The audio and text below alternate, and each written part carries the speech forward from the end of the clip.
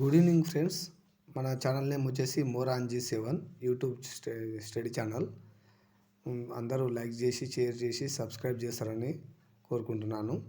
మనము ఇంతకుముందు అన్ని వీడియోస్ మనకు క్లాసులు వచ్చేసి మన స్టడీ అంటే మామూలుగా పుస్తకాలు స్టడీ గురించి చెప్పుకోవడం జరిగింది. ఇది వచ్చేసి ఓరియంటేషన్ క్లాస్, అంటే తెలంగాణ గ్రూప్ 2కి సంబంధించి జనరల్ స్టడీస్ 150 మార్క్స్కి అందులో ఏముంటాయి, ఏమేమి టాపిక్స్ ఉంటాయి అనే దాని గురించి చెప్తాను. ఓరియంటేషన్ క్లాస్ అంటే మీరు దాని గురించి బ్రీఫ్గా ఎక్స్ప్లెయిన్ చేస్తాను. కరెంట్ అఫైర్స్ ఒక ముఖ్యమైన అంశం. అందులో ఆల్ కరెంట్ అఫైర్స్ ఉంటాయి. ఉదాహరణకు తెలంగాణకు సంబంధించిన అంశాలు ఉంటాయి. పథకాలు కానీ, ఏమేం ఇంప్లిమెంటేషన్స్ కానీ, విధానాలు కానీ, ఇప్పుడు తెలంగాణ ఈ ప్రాజెక్టులు కానీ ఇవన్నీ కూడా అప్డేట్లు మొత్తం కూడా ఈ కరెంట్ అఫైర్స్ కిందకి వస్తాయి అన్నట్టు. అవి మీరు మ్యాగజైన్స్, జర్నల్స్ అవి పబ్లిష్ చేసే వివిధ అంటే ప్రభుత్వం పబ్లిష్ చేసే ఏవైనా మ్యాగజైన్స్లో కూడా మీకు లభించడం జరుగుతుంది. అవి తీసుకోవచ్చు. ఎగ్జామ్లో వచ్చేసి 25 to 30 మార్క్స్ ఈ కరెంట్ అఫైర్సే మామూలుగా మీకు డిసైడ్ చేస్తుంది ఆల్రెడీ. అలాగే ఇండియన్ హిస్టరీ వచ్చేసి ఇండియన్ హిస్టరీలో కూడా మనకు సింధు నాగరికత, మలివేద నాగరికత, అలాగే బౌద్ధం, జైనం, అలాగే మీకు తెలిసి ఉండాలి ఢిల్లీ సుల్తాన్లు, అలాగే మీకు అన్నీ మామూలుగా మొఘళ్ళు ఇలా వస్తున్నాయి. తెలంగాణ హిస్టరీ గురించి మీకు తెలుసు. తెలంగాణ హిస్టరీ వచ్చేసి శాతవాహనులు, కాకతీయులు, అసబ్జాయిలు, ఇలా అందరి గురించి కవర్ చేయాలి. అట్లా వల్ల దీనిలో కూడా మనకు ఇళ్ళ నుంచి కూడా ఒక 20 మార్క్స్ 15 మార్క్స్ వెయిటేజ్ ఉంటుంది. ఇంటర్నేషనల్ రిలేషన్స్లో మీకు దాదాపు 15 మార్క్స్ కవర్ అవుతుంటుంది అన్నట్టు. మన ఇప్పుడు ఇండియన్స్ అంటే మామూలుగా ప్రధాని మోడీ గారు కానీ, రాష్ట్రపతి గారు కానీ ముర్ము గారు కానీ, జయశంకర్ సార్ గారు కానీ ఎక్కడ వెళ్తున్నారు, మనం ఈ రష్యా విధానాలు ఏంది, మనం రష్యా నుంచి అంటే మనం ఏమేమి ఆశిస్తున్నాం, అమెరికా నుంచి నిన్న మొన్న జరిగిన యుద్ధాల నుంచి, అలాంటి నుంచి ఇంటర్నేషనల్ రిలేషన్స్ నుంచి మీకు క్వశ్చన్స్ పడడానికి దాదాపు అవకాశం ఉంటుంది. సైన్స్ అండ్ టెక్నాలజీ మీకు తెలిసి ఉండాలి.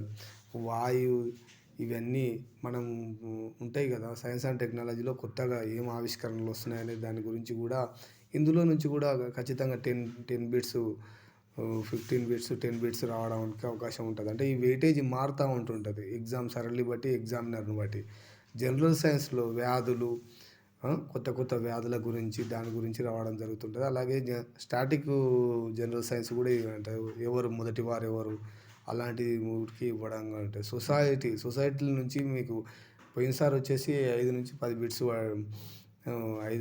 బిట్స్ రావడం జరిగింది. సొసైటీస్లో కూడా వివిధ పథకాలు, సంవత్సరాలు, దానికి సంబంధించినది, కుటుంబం, వివాహం, అవన్నీ బంధుత్వం, దీని కైండ్షిప్, ఇవన్నీ ఏవేవి తెగలు, ఆ తెగలకు సంబంధించిన వివాహాలు, తోడలు, ఈ తెగలకు సంబంధించిన వివాహాలు, పద్ధతులు, దాని గురించి అడగడం జరుగుతుంది.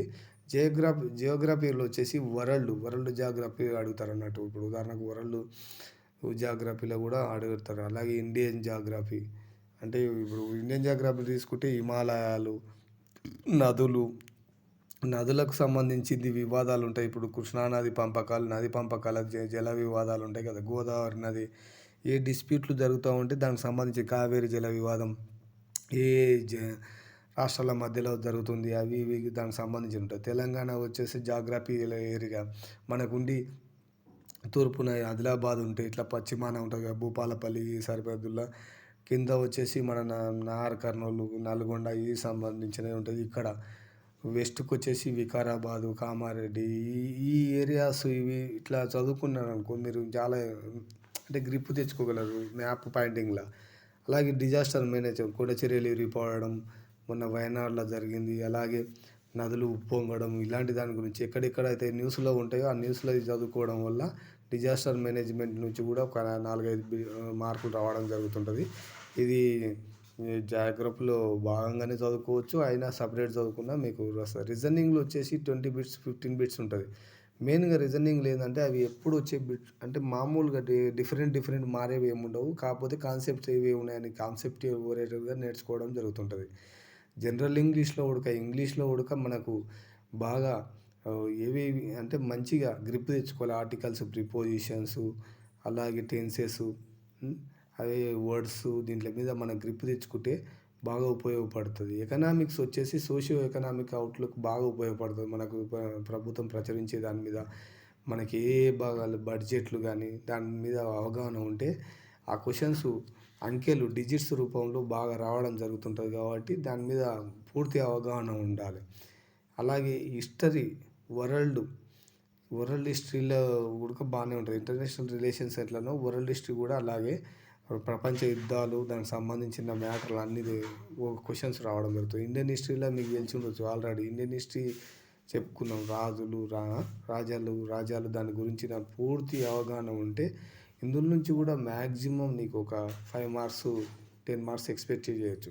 అంటే ఈ మార్క్స్ అనేది మారుతూ ఉంటాయి. గణాంకాలు అనేది అందరూ జనరల్ స్టడీస్‌ను చాలా సింపుల్‌గా తీసుకుంటారు. కానీ పోయిన గ్రూప్ 2లో డిసెంబర్‌లో జరిగిన గ్రూప్ 2లో డిసెంబర్‌లో జరిగిన గ్రూప్ 2లో ఏమైందంటే ఎక్కువ జనరల్ స్టడీస్‌ల స్కోర్ చేసిన అభ్యర్థులే గ్రూప్ 2లో సెలెక్ట్ కావడం జరిగింది. చాలామంది ఏమంటే లైట్ తీసుకుంటారు. జనరల్ స్టడీస్ ఇన్ని సబ్జెక్టులు కదా అని. ప్రతి దాంట్లో చదువుతున్నప్పుడు మన పేపర్‌లో మనకు ఈ జనరల్ స్టడీస్ బాగా ఉపయోగపడుతుంటది. కాబట్టి ఓరియంటేషన్ ప్రోగ్రామ్‌లో మనం దీని గురించి తెలుసుకుందాం. కాబట్టి మనం ప్రతిరోజు ఒక ఓరియంటేషన్ సబ్జెక్ట్‌కి సంబంధించి ఉంటది. కాబట్టి మనం మోరా అంజి 7, 7 యూట్యూబ్ స్టడీ ఛానల్‌ని ఆదరిస్తారని కోరుకుంటున్నాను. Thank you friends. సబ్స్క్రైబ్ చేసి, లైక్ చేసి, షేర్ చేస్తారని ఆశిస్తున్నాను. Thank you friends.